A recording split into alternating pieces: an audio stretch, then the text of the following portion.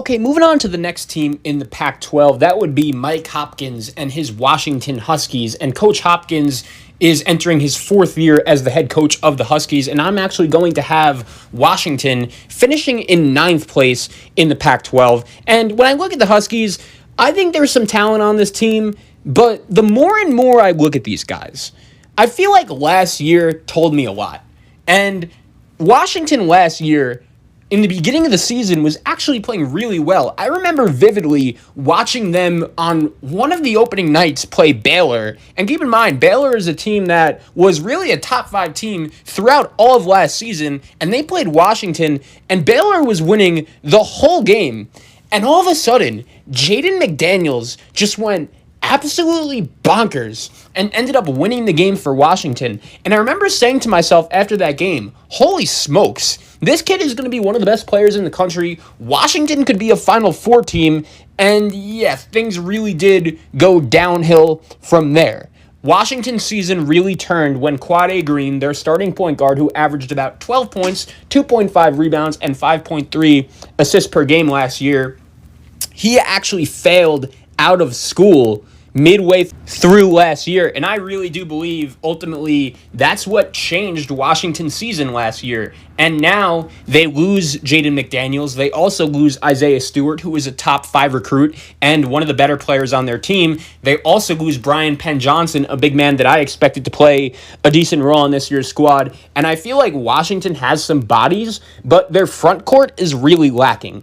And usually when you think of a Mike Hopkins zone team and a Syracuse zone that Jim Boeheim has made famous since he's been the head coach of the Orange, one of the main places where all your success is going to start is at the center position. Because if you have like a 6'10", 6'11 shot blocking center that could really get in the passing lanes and force turnovers and block some shots, I think that's usually when a zone defense is going to be the most effective. The problem is that without Stewart and without McDaniels, I don't think Washington has that this year. And I feel like last year, if they weren't able to win with Stewart and McDaniels, I don't really know how Washington is going to be able to do this year. Now, I like Mike Hopkins. I think he's a pretty good coach. His first 2 years, what he did at the school was really, really good.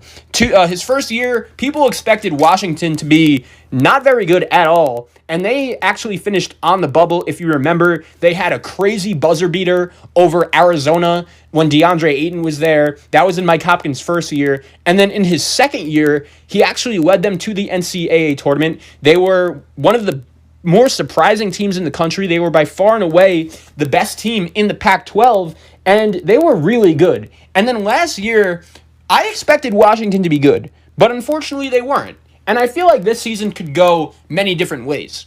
There are some coaches in college basketball that like when they don't have NBA players on their team. You know, when you look at it, right?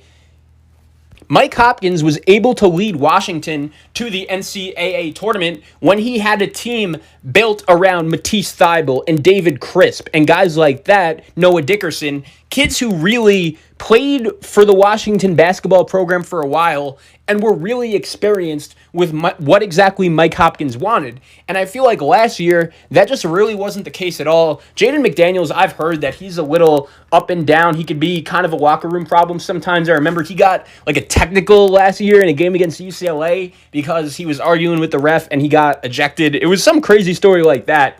But Washington last year, a lot of things went wrong for them. And I totally understand that they were super, super talented. But I feel like this year, the roster, it could be a little better.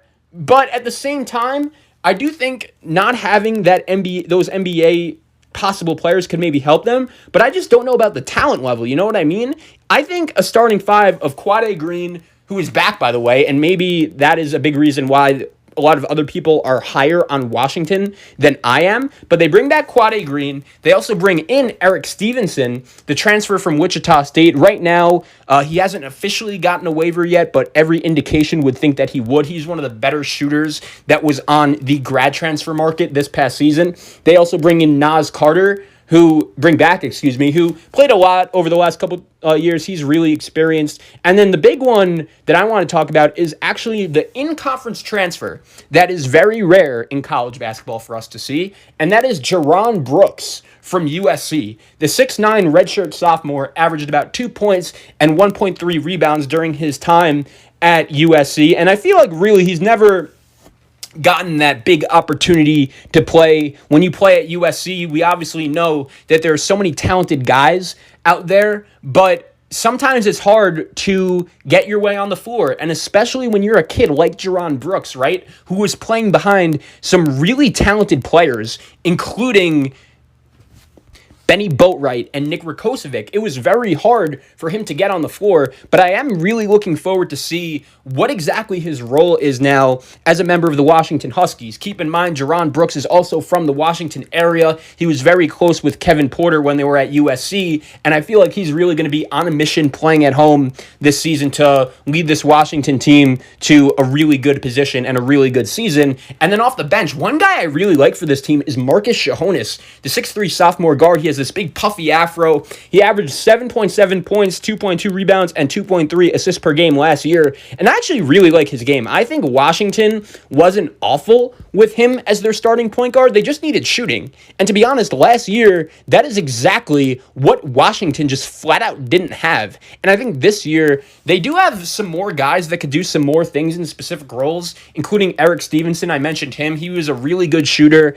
at Wichita State. And I do feel like Washington, one of the things they were really missing last year was that consistent shooter who could just knock down shots when they needed it the most. And there were plenty of times where I watched this Washington team last year and just thought to myself, wow, this offense is just not very good right now. They need to be better. And I'm curious to see, is playing a team with some more experience as opposed to a team led with two NBA guys like McDaniels and Stewart, what formula is going to be better and more successful for this Washington team to win? And for me, I don't know. I just feel like with a team like Mike Hopkins and the kind of coach he is, I feel like Washington could be better with a team more similarly built to this year, where players just have more specific roles. And I'm not saying Washington is going to be a tournament team this year, but I think they could surprise some people. I think they could definitely win games that some people don't necessarily expect them to win, because they have guys that could do things. They have a good ball handler in Quade Green,